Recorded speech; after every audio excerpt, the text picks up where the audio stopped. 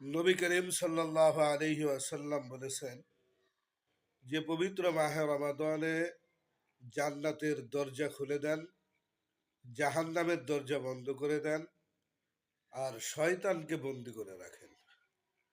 কিন্তু শয়তানকে বন্দি করার আগে মনে হয় বাংলাদেশের এই তিন জাতিকে শয়তানে তার দায়িত্ব হস্তান্তর করে যান।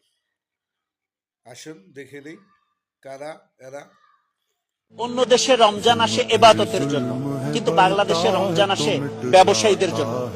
ব্যবসায়ীরা এই রমজান মাসকে 3 ভাগে ভাগ করে নিয়েছে। প্রথম 10 দিন নিত্য পণ্যের ব্যবসায়ীদের জন্য, দ্বিতীয় 10 দিন কাপড়ের ব্যবসায়ীদের জন্য, যারা সারা বছরের মুনাফা করে নিবে ঈদকে সামনে রেখে। শেষের 10 দিন পরিবহনের ব্যবসায়ীদের জন্য, অর্থাৎ যারা নারীর টানে বাড়ি ফিরতে চায় তাদের কাছে দ্বিগুণ মূল্যে বিক্রি করবে টিকিট। চিন্তা করুন, যেখানে সারা বিশ্বে রমজান উপলক্ষে দ্রব্যমূল্যের দাম কমে যায়, গাড়ি ভাড়া কমে যায়, সেখানে বাংলাদেশিরা এগুলো বৃদ্ধি করে দেয়। এরা শয়তানকেও হার মানিয়ে দেয়। আপনার কাছে কি মনে হয়, এগুলো কি বাড়া দরকার, নাকি অন্যান্য দেশের মতো আমার এই সোনার বাংলাদেশেও এগুলো